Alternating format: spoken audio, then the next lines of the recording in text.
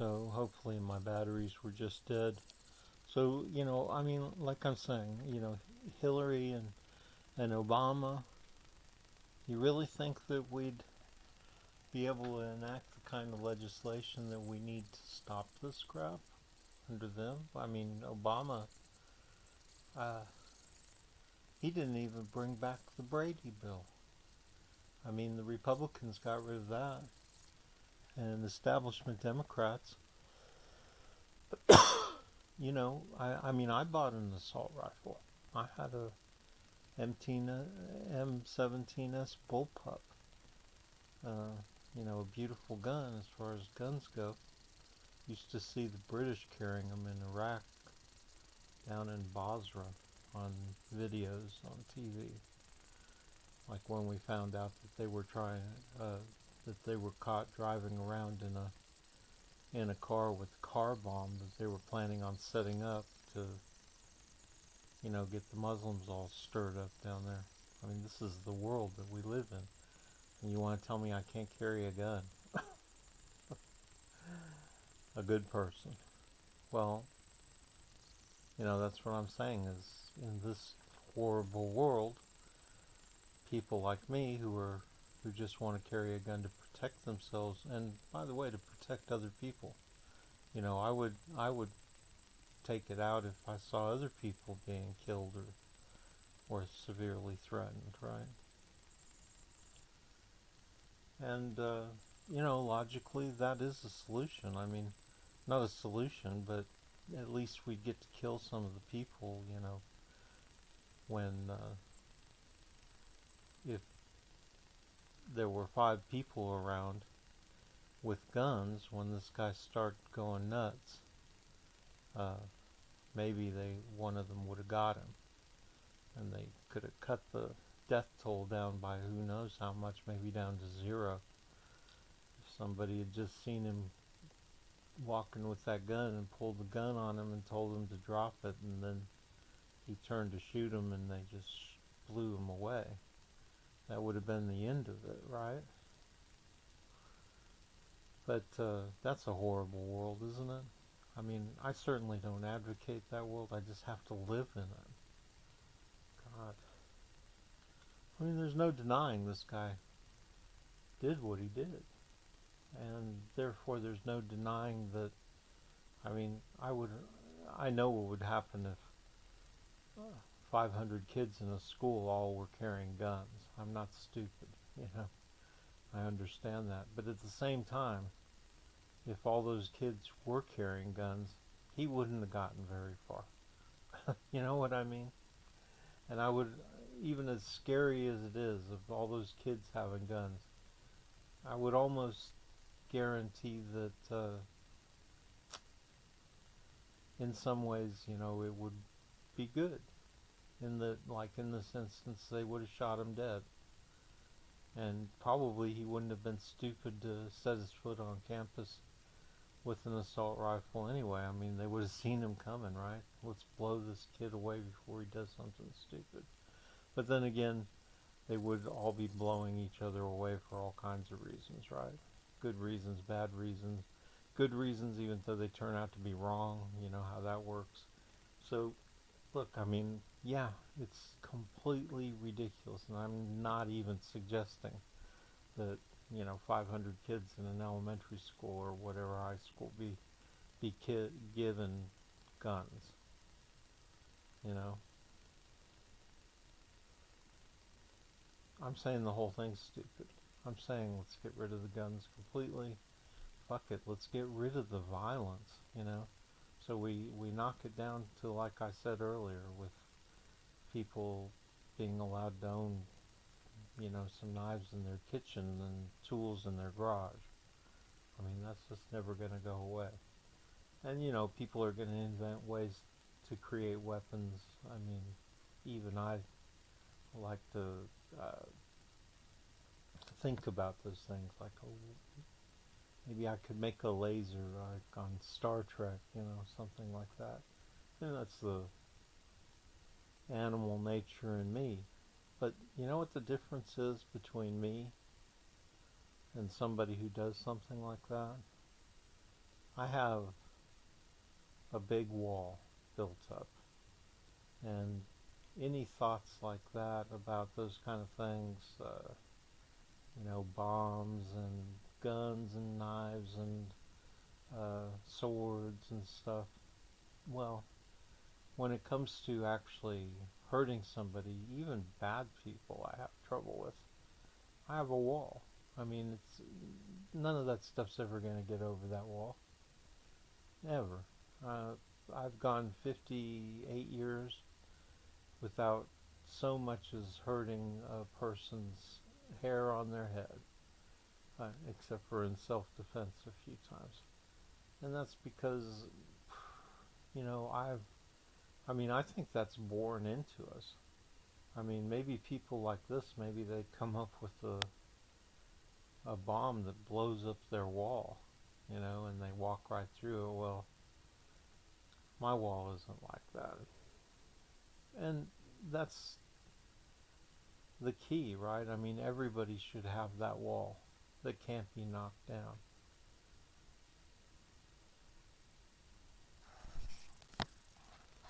That's what makes us safe people. I mean, pretending like we don't ever have bad thoughts is just nonsense. I mean, it's just nonsense. Everybody gets angry. It's a question of, do you have the uh, defense mechanism that defends the people you're angry at? And, of course, this is what I got in trouble for talking about before, but I'll talk about it again. When, uh,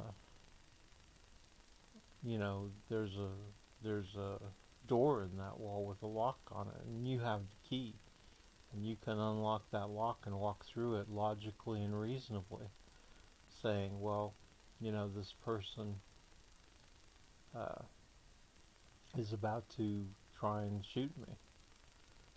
So it's time for me to unlock that door and walk through it and be as violent as I can be to try and save my own life. Whatever the instances, whether it's an oppressive government or a bully or whatever, you always have uh, that key, right, that you would turn. And that's what I was talking about that got the government so angry at me. I was talking about that, you know. And then I got off in the subject of, well, when is it moral and ethical to do so, to turn that key? What exactly have they done, that deserves a violent response or whatever? Heinous and violence is all the same to me. It's just bad acting, right?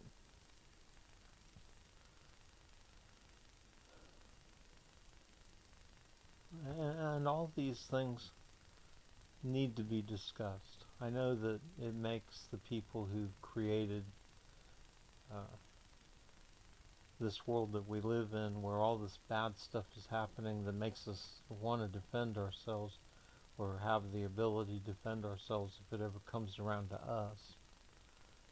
Uh, and so we need to discuss it. We need to talk about it. They don't want us to talk about it because, like, the government doesn't want us to talk about it because they are the establishment's trolls, right?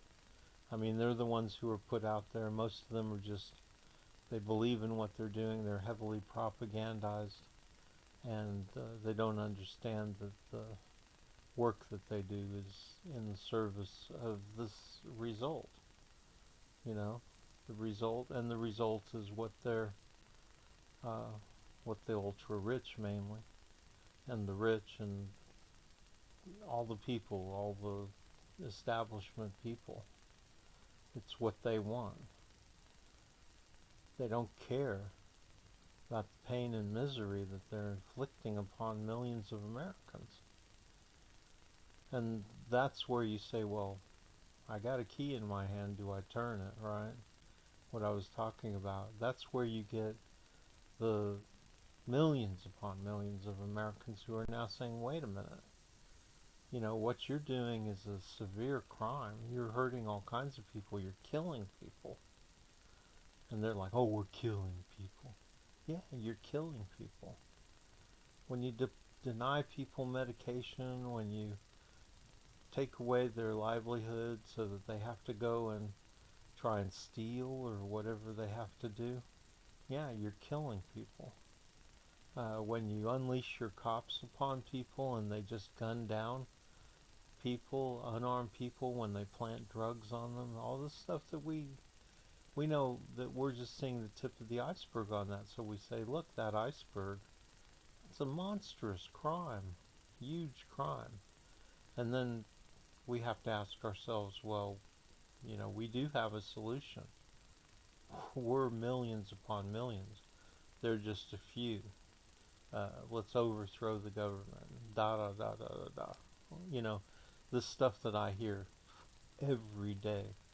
I mean, don't tell me that I'm the only one talking about it. Everybody talks about it.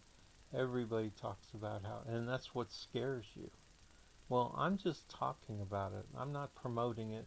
I don't promote it.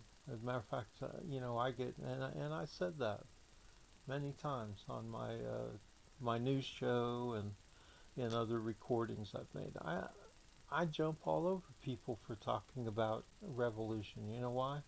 A rebellion.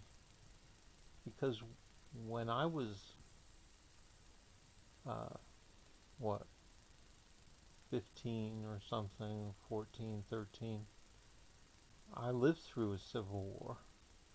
I watched it go from just from what appeared to be pretty kind people to totally arming themselves and then going at it. I lived in Beirut, or above Beirut. I lived in Beirut in the beginning, and then we moved up into the mountains up above Beirut, looking down,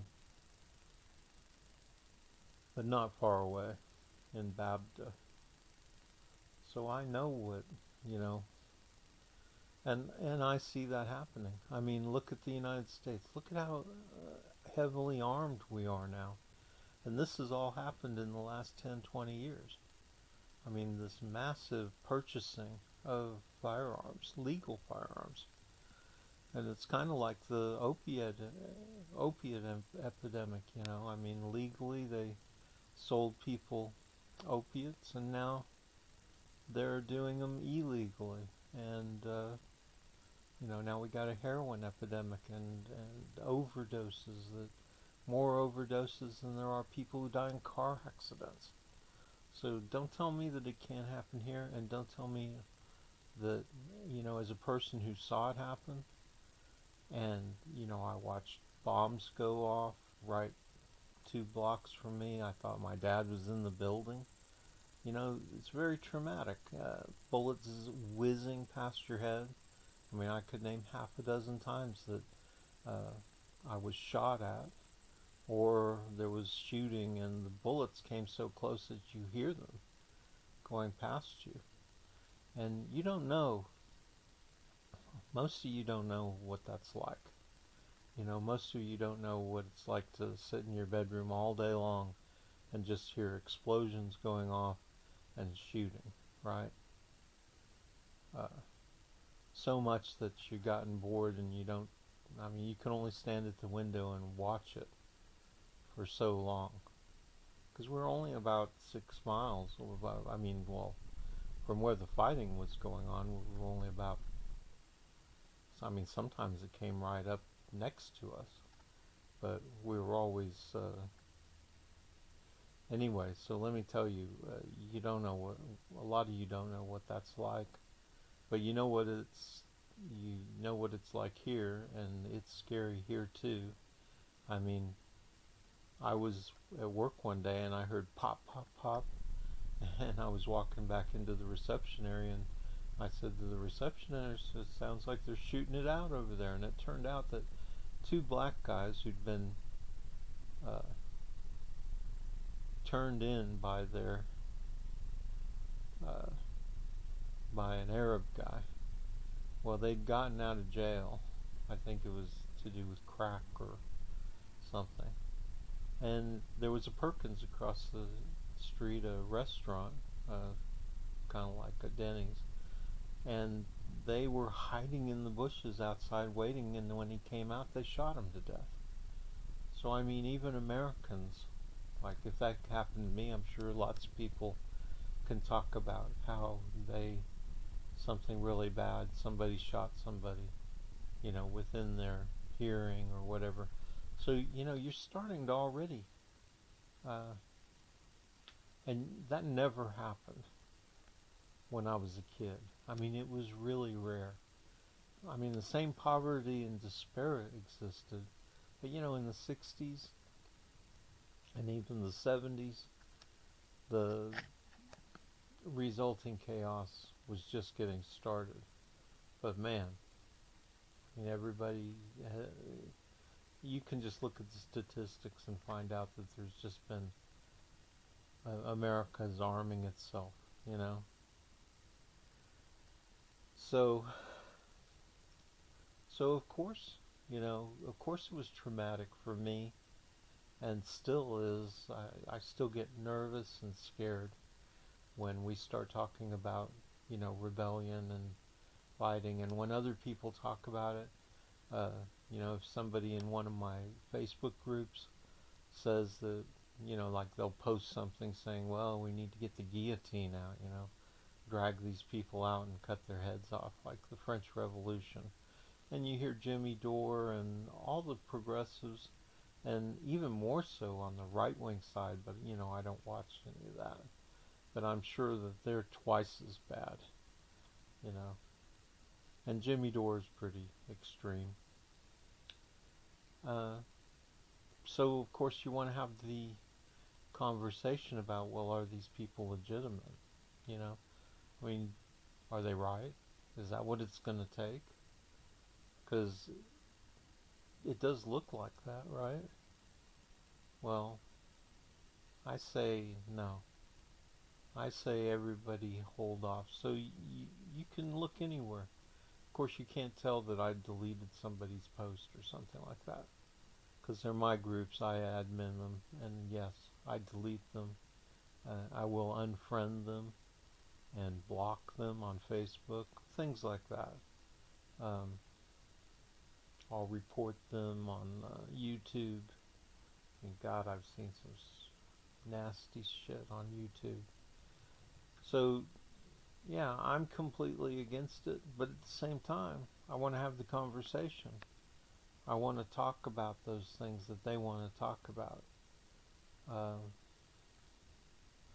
and that's what, got me in trouble, just because I wanted to talk about it. I was angry one day about the way that the food stamp people treat me. And whenever I'm talking to people, I run across all these people who feel the same way. Like people who tell me, oh, well, they made it so difficult for me that I finally just left. So they didn't get their food stamps. And that's what the food stamp people did to me. And I had a feeling, and then when people told me, they proved that to be right. That, basically the right wingers get in here, the Republicans, I guess, and they change the food stamps and all that. They don't. I mean, yeah, they're trying to take them away completely, but what they do is, since they can't take them away, they just manipulate the system to try and do all kinds of cheesy shit just to keep people from, just to scare people away or to keep people from getting them. Uh, just deny them and then say that there was a legitimate reason. Uh, they will tell you the problem, but they won't tell you the answer. So you'll be sitting there and they'll say, well, you need this, and this, but then they won't explain to you even what this and this is or how to get it. Or, I mean, how do you know how to get it if you don't know what it is? So that's what they're doing. They're purposely creating all kinds of problems that result in people losing their benefits of any kind. You know, Social Security, there's all kinds of ways that they screw you around on that, and all kinds of things, just all kinds of things. And at the same time, they do seem to be making sure that poor white people who are towing the line for the party, for the Republicans and for the establishment Democrats, that they get their, I hear about how uh, poor white people are not, they're not really poor because they get disability, right? And I hear about this all the time. I hear about, all my friends complain, I can't believe all these people get disability. All these people around them. So they're like, maybe they're not getting it, and they're saying like, God damn, man, everybody in this that I know is getting disability. Well, they're all hillbillies. This is what I'm talking about. In particular, I have a friend in North Carolina who was complaining about it, and I have a couple other friends that I seem to remember talking about disability. And then, of course, you get the conservatives who complain about cheating and stuff. So, it seems like they do try and make sure that the safety nets are there for their people. But as soon as there's somebody who's a progressive or black or something, all of a sudden they want to yank the safety net out from underneath them, and let them fall on the ground and die. I mean, that's pretty much a good analogy right there. So I know, as usual, I've gotten a long way away from gun control because, gun control, just like everything else, is so controversial because of this fucked up animal world that these establishment types have created for us. And that's exactly what it is. I've talked about that before, and I'll say it again, We are animals, and we come from an animal past, and civilization and being human, all that stuff is stuff that we're headed for. We're clearly not there yet, and clearly the greedy people want to keep us in the dark and in an animal world because, it's their animal nature that they're using to, I don't know how you can justify it, but to, it's the animal behavior that they depend on in order to keep us all in line. It's violent thuggery that they depend on.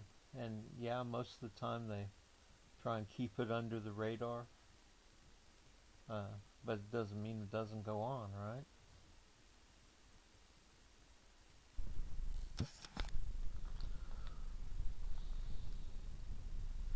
So when she's talking about getting out and voting,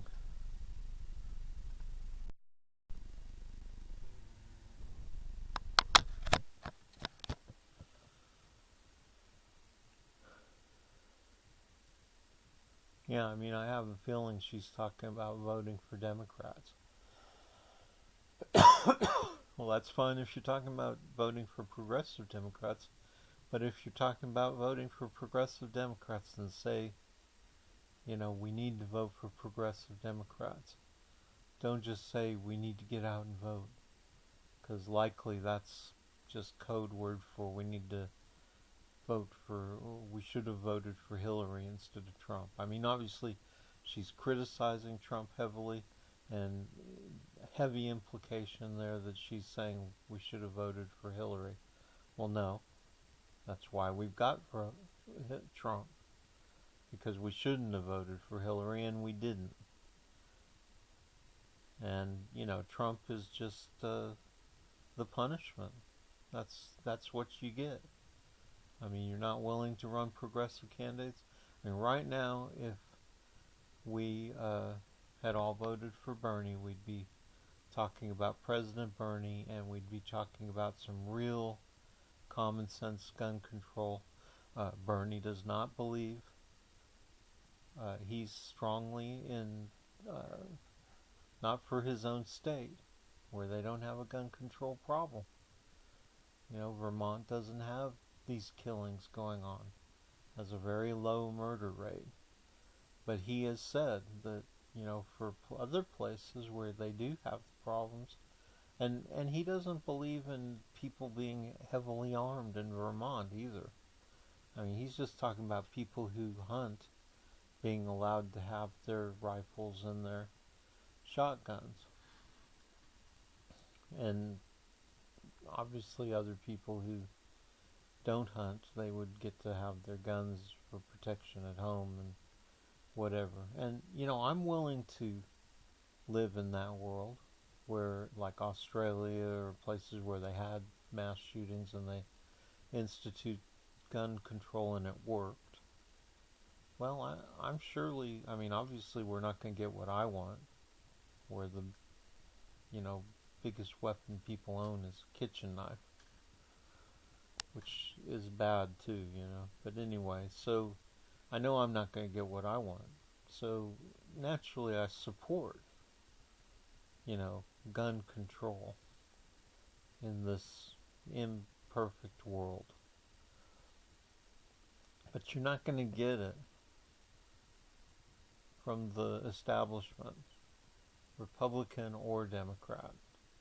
And if you're stupid enough to believe that you're going to get it from establishment Democrats, then ask yourself why 8 years of Obama didn't get us there.